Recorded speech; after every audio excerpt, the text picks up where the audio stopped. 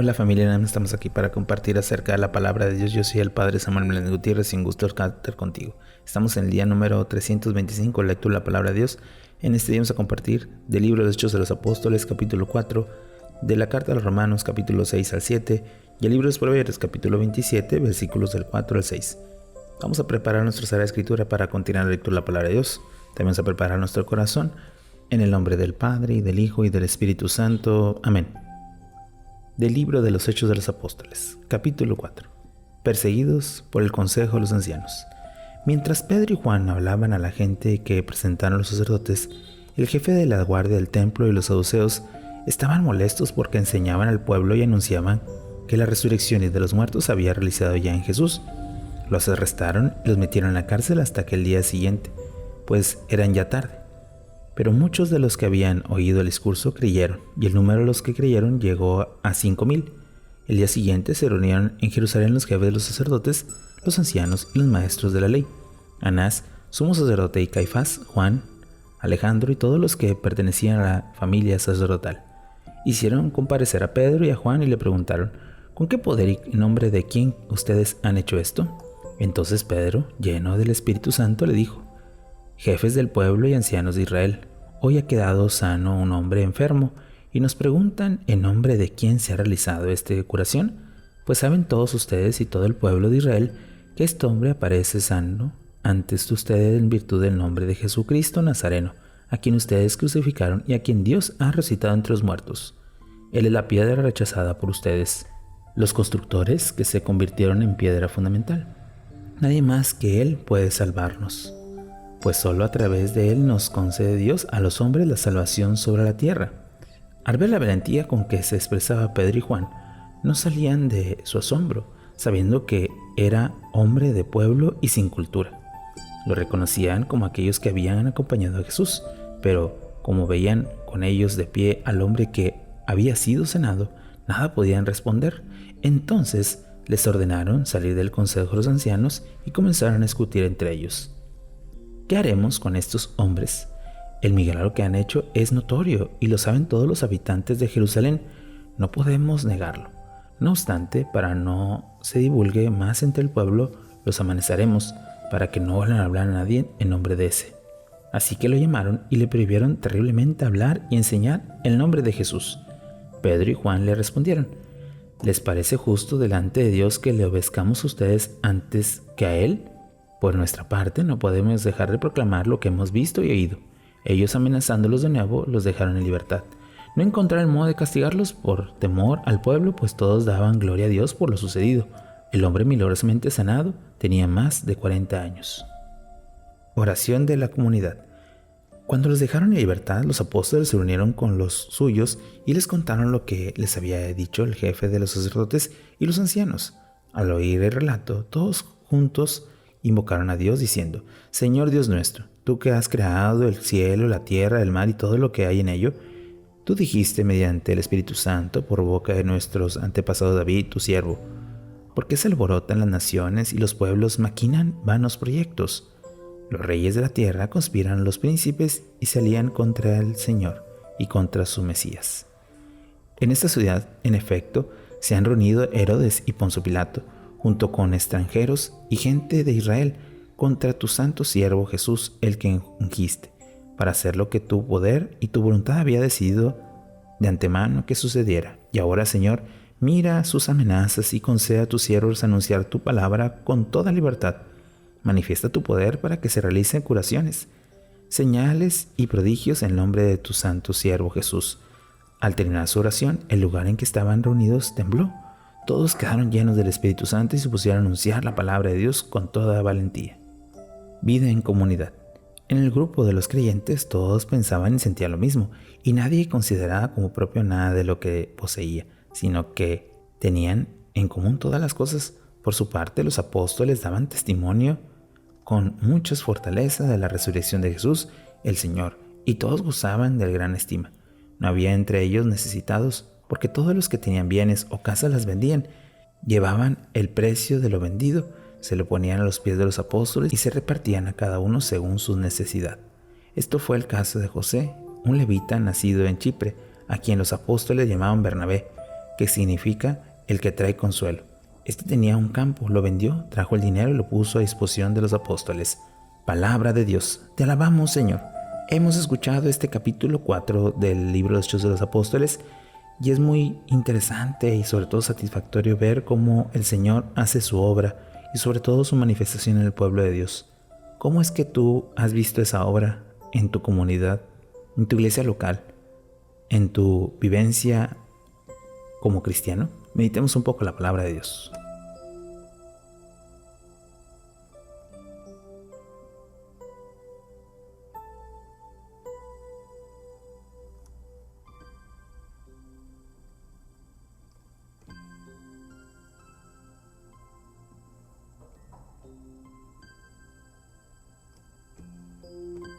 Habiendo meditado el libro de los Hechos de los Apóstoles, pasemos ahora a la carta a los Romanos.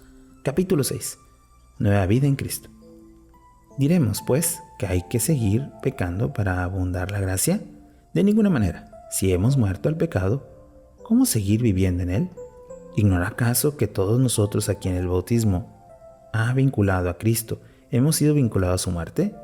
En efecto, por el bautismo hemos sepultados con Cristo, quedando vinculados a su muerte, para que así como Cristo fue resucitado entre los muertos, por el poder del Padre, así también nosotros llevemos una vida nueva. Porque si hemos sido injertados en Cristo a través de una muerte semejante a la suya, también compartiremos su resurrección. Sepan que nuestra antigua condición pecadora queda clavada en la cruz con Cristo, para que una vez destruidos este cuerpo marcado por el pecado, no sirvamos ya más el pecado, porque cuando uno muere, queda libre del pecado. Por tanto, si hemos muerto con Cristo, confiemos en que también viviremos con Él. Sabemos que Cristo, una vez resucitado entre los muertos, no vuelve a morir. La muerte no tiene ya dominio sobre Él, porque cuando murió, murió al pecado y una vez para siempre. Su vivir, en cambio, es un vivir para Dios. Así también ustedes, considérense muertos al pecado, pero vivos para Dios, en unión con Cristo Jesús. Rechazo del pecado. Que no reine pues el pecado en su cuerpo mortal hasta el punto de quedar sometidos a sus apetitos. No ofrezcan tampoco sus miembros como arma perversa al servicio del pecado, sino más bien ofrézcanse a Dios como lo que son, muertos que han regresado a la vida, y hagan que sus miembros arma en la justificación al servicio de Dios. No tiene más que dominarlos el pecado, ya que no están bajo el yugo de la ley, sino bajo la acción de la gracia. Libre del pecado. Entonces, ¿qué? ¿No nos entregamos al pecado porque estamos bajo la ley, sino bajo la gracia? De ninguna manera. ¿No saben que si se ofrece a alguien como esclavo para obedecerle, se hace esclavo de aquel a quien obedecen? Esclavo del pecado que lo llevará a la muerte. Es esclavo de la obediencia a Dios, que la conducirá a la justificación. Pero gracias a Dios, ustedes que eran antes esclavos del pecado han obedecido de corazón la doctrina que les ha sido transmitida, y liberados del pecado, se ha hecho esclavos de la justicia. Les estoy hablando el modo humano, conscientes de su dificultad para comprender. Lo mismo, pues, que antes de entregar como esclavos a la impureza o a la maldad hasta llegar a la perversión, así ahora entréguense como esclavos al servicio de la justicia para seguir la santidad. En otro tiempo estaban al servicio del pecado y no se consideraban obligados a buscar la justicia, de lo que ahora se avergüenzan. ¿Qué fruto cosecharon? Porque el resultado de todo aquello que fue la muerte, ahora en cambio, liberados del pecado y convertidos en siervos de Dios, tienen como fruto la plena consagración a Él y como resultado final de la vida eterna. En efecto, el pago del pecado es la muerte, mientras que Dios nos ofrece como don la vida eterna por medio de Cristo Jesús nuestro Señor. Capítulo 7. El cristiano y la ley. Lo sabe bien, hermanos, pues que estoy hablando a entendidos en leyes, que solo mientras viven está el hombre sometido a la ley. Así, por ejemplo, la mujer casada mientras vive el marido está sujeta a la ley que la une al marido, pero el marido muere, queda libre de esa ley. Por tanto, sería tenida por adulteria si, viviendo el marido, se une a otro hombre, pero una vez muerto, el marido queda libre de esa ley y ya no es adúltera si se une a otro hombre. Pues lo mismo ustedes, hermanos, por la muerte corporal de Cristo quedaron muertos a la ley y ya pueden pertenecer a otro, al que ahora resucitó de entre los muertos, con el fin de producir frutos para Dios. Cuando vivamos sometidos a nuestros apetitos, nuestra pasión, pecaminosas, activadas por la ley, producían en nosotros frutos de la muerte. Pero ahora hemos sido liberados de la ley y muertos respecto a la ley que nos tenía prisioneros, y podemos ya servir a Dios según la nueva vida del Espíritu y no según las viejas letras de la ley. Relación entre el pecado y la ley. ¿Qué quiere decir esto? ¿Que la ley es pecado? De ninguna manera. Sin embargo, yo no habría conocido el pecado a no ser por la ley. Por ejemplo, yo no sabía que lo era un mal deseo hasta que dijo la ley: no tengas malos deseos. Así, con ocasión de pecado, la fuerza del pecado despertó en mí toda clase de malos deseos, mientras que sin la ley no habría actuado la fuerza del pecado. En un tiempo, al no haber ley, todo era vida para mí, pero al venir el precepto, revivió la fuerza del pecado y yo quedé muerto.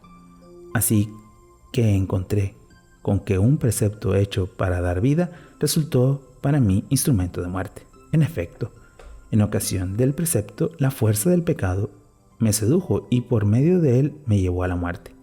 En el caso es que la ley es santa y los preceptos son santos, justos y buenos. Entonces, ¿se habría convertido en causa de muerte para mí algo que de lo suyo es bueno? De ninguna manera. Lo que pasa es que el pecado, para demostrar su fuerza, se sirvió de una cosa buena para consumarse la muerte. De este modo, el pecado, por medio del precepto, ejerce hasta el máximo de todo su maléfico poder. La fuerza del pecado. Estamos pues de acuerdo que la ley pertenece a la esfera del espíritu, pero yo soy un hombre de apetitos desordenados y vendido al poder del pecado, y no acabo de comprender mi conducta, pues no hago lo que quiero, sino que hago lo que aborrezco.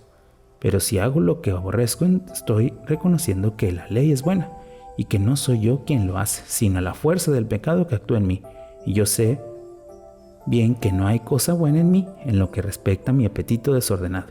En efecto, el querer el bien está en mi alcance, pero al no hacerlo, pues no hago el bien que quiero, sino el mal que aborrezco. Y si hago el mal que no quiero, no soy yo quien lo hace, sino la que fuerza del pecado que actúa en mí. Así que descubro la existencia de esta ley. Cuando quiero hacer el bien, se me impone el mal. En mi interior se complace en la ley de Dios, pero experimento en mí otra ley que lucha contra lo que me dicta mi mente y me encadena a la ley del pecado que está en mí. Infeliz de mí. ¿Quién me ha librado este cuerpo que me lleva a la muerte? Tendré que agradecérselo a Dios por medio de Jesucristo nuestro Señor. Resumiendo, yo soy yo mismo quien con la mente sirvo a la ley de Dios y con mis desordenados apetitos esclavo de la ley del pecado. Palabra de Dios. Te alabamos, Señor. Interesante este capítulo 6 y 7, donde San Pablo nos va dando esta doctrina acerca del pecado y acerca de la ley.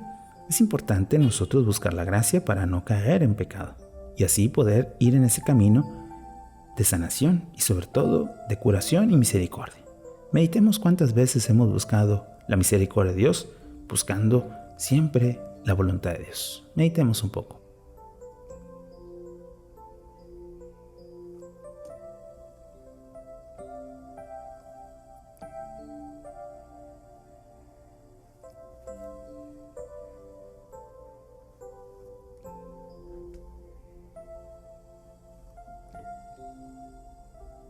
Habiendo meditado la carta a los Romanos, pasemos al libro de los Proverbios, capítulo 27, versículos del 4 al 6. Cruel es el furor, impetuosa la ira, pero ¿quién puede aguantar la envidia?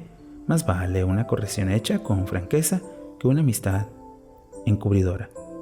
Leales son los golpes de un amigo, engañosos los besos del enemigo. Palabra de Dios. Te alabamos, Señor. Oración final.